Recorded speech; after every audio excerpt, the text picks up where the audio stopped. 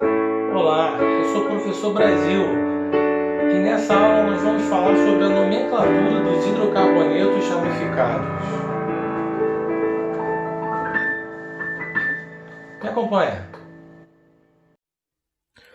Nomenclatura de hidrocarbonetos ramificados 1. Nesta aula, vamos apresentar os alcanos.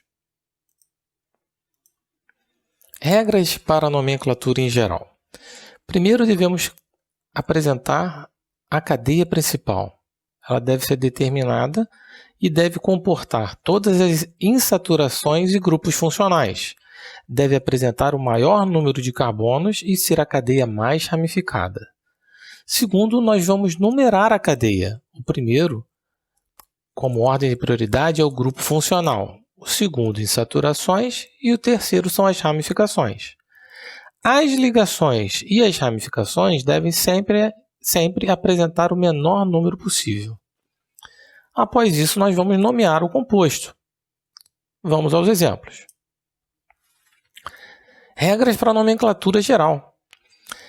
O nome de um composto é dividido em 3 partes: prefixo, número de carbonos, a desinência, que é a sua saturação, e o sufixo, que representa a função orgânica.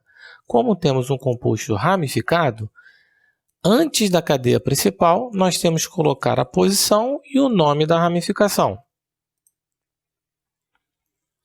Ramificações. Lembrando as principais ramificações: metil, etil, propil, butil e assim por diante.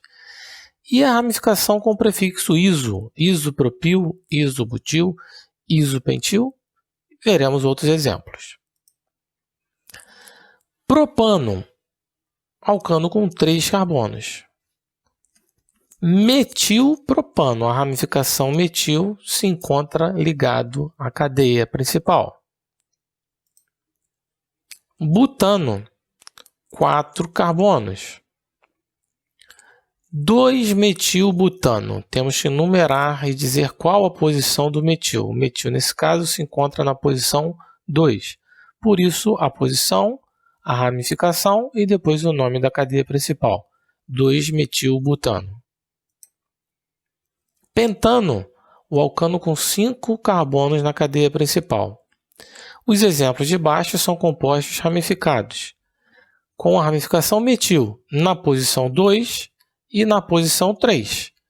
2-metilpentano seria esse composto.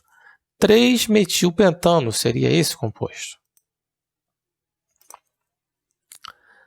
Vamos dar nome a esse composto. Primeiro, a gente tem que identificar as ramificações. Essa ramificação é metil e essa aqui também é metil. Numerando a cadeia, nós teremos 1, 2, 3, 4, 5, 6. Na posição 2 e 3, o metil. Então, seria 2, 3, dimetilhexano.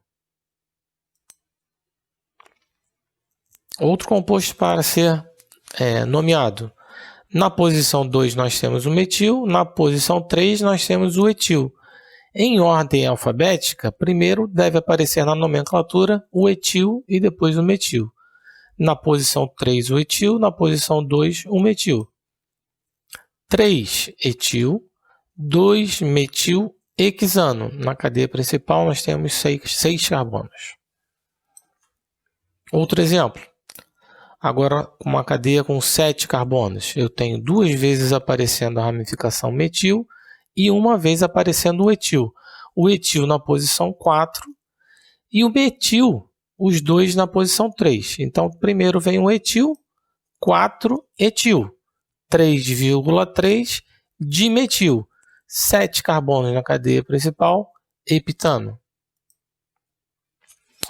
Um composto mais complicado para a gente dar um nome. Então, temos que ver o seguinte. Primeiro, identificar a cadeia mais ramificada.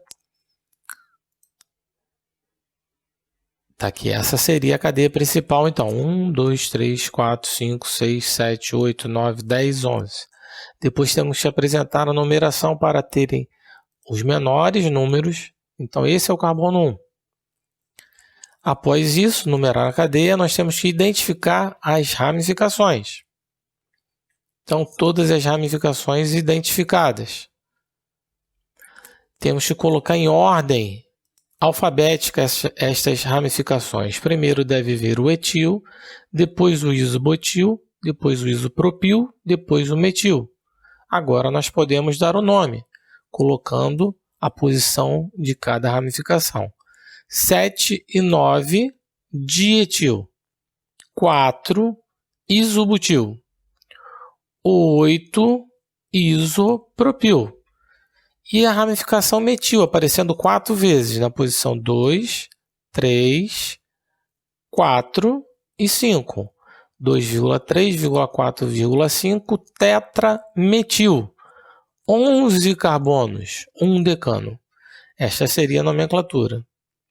Então, temos que treinar mais essa nomenclatura e vamos utilizar esse conhecimento para os outros hidrocarbonetos.